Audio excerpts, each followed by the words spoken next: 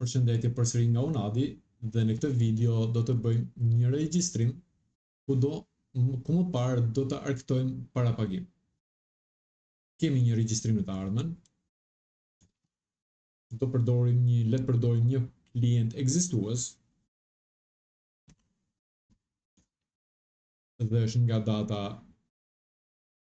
2 deri në datë 5. Nuk do lëvizim asgjë, thjesht do e krijojmë si rezervim. Dhe ja ku e kemi këtu poshtë, mund shkojmë tek pagesat, shto pagesë dhe është një parapagim. Parapagimet janë pjesërisht të konfiguruara nga menaxheri apo dikush tjetër. Kështu që si recepcion ka shumën e parapagimit, ka valutën euro, mënyrën e pagesës, nëse është cash, kart, mund të jetë edhe cash, mund të vijë dikush të bëjë një parapagim për një mikun e tij apo për një familjarin e tij. Mund të jetë edhe me kartë. Por në përgjithësi parapagimet për personat që janë larg dhe jashtë është transfer bankare ose pagesë online duke përdorur POCPay nëse e ka integruar, le të themi e ka konfirmuar dhe aktivizuar. Por le të zgjedhim transfer bankar.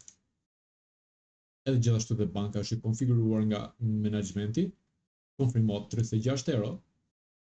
Atëherë mënyra pagesës transfer bankare është parapagim faturë e re dhe në BKT. E konfirmojmë.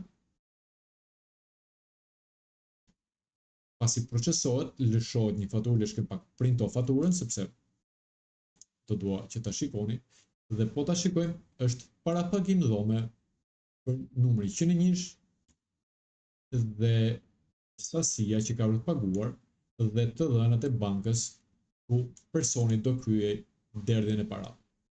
Kjo faturë pastaj i dërgohet klientit në WhatsApp, në Instagram, në email apo kudo qoftë, që ai të shkojë në bankë dhe ta kryejë si faturë. Pasi është po vim tek detajet e rezervimit, tek pagesat, kemi një faturë që është në pending, në pritje, dhe normalisht këtë faturë është financa që e konfirmon. Pasi financa e konfirmon me bankën që është paguar, e konfirmon si arktim dhe recepcioni e ka si faturë tashmë të konfirmuar.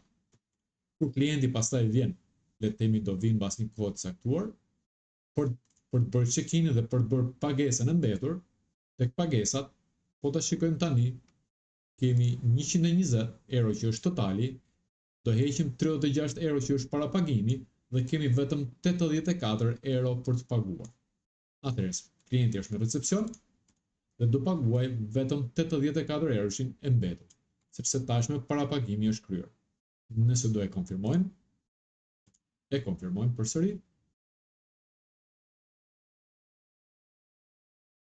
Tashme do lëshojmë një faturë fiskale për dhomën. Dhe po të shkojmë tek fatura tani, printo faturën që sapo lëshuam, do të shikojmë që kemi 120 euro totalin, minus 36 euro që është shtornë e parapagimit, dhe ka paguar 84 euro pjesën e mbetur. Dhe nga 120 euro total, 36 janë parapagim dhe është paguar dhe 84 euro shi i mbetur. Të printojmë gjithashtu dhe ja japim klientit. Atëherë kjo ishte për faturat me parapagim. Mund ta bëjmë edhe një të dytë për siguri, e kemi këtu gati. Tek pagesat, do të shtojmë një pagesë.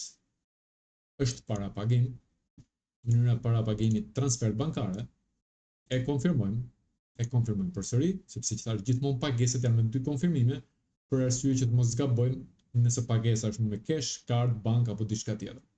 Edhe një herë, të faturën do ja dërgojmë edhe një herë klientit. Tash mënyra se si ja dërgojmë mund të jenë në WhatsApp, mund të jenë në Instagram, mund të jenë në rrjetet sociale, me email apo diçka tjetër. Mbyllim.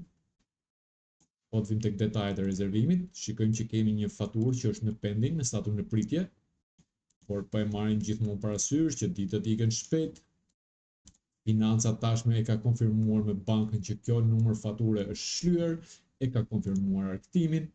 Ne vim përsëri, mund ta shikojmë edhe nga recepcioni tani, mund vim tek kalendari, kemi pagesën dhe shikojmë që është e përfunduar.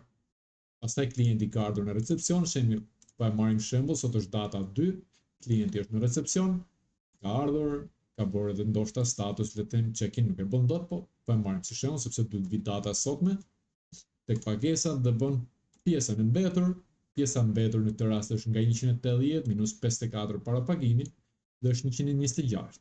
Paguan me cash pa marrë si shembull dhe kemi për të arktuar dhe 126 euro nga ky rezervim. E konfirmojmë që mënyra pagesës është cash.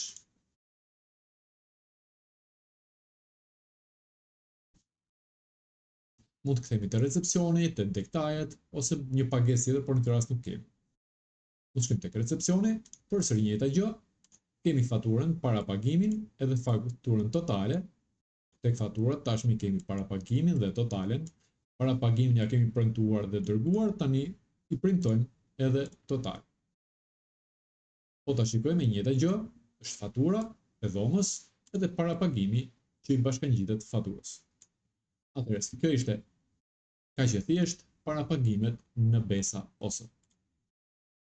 Po mbyllim këtë video dhe shikojmë në një video tjetër.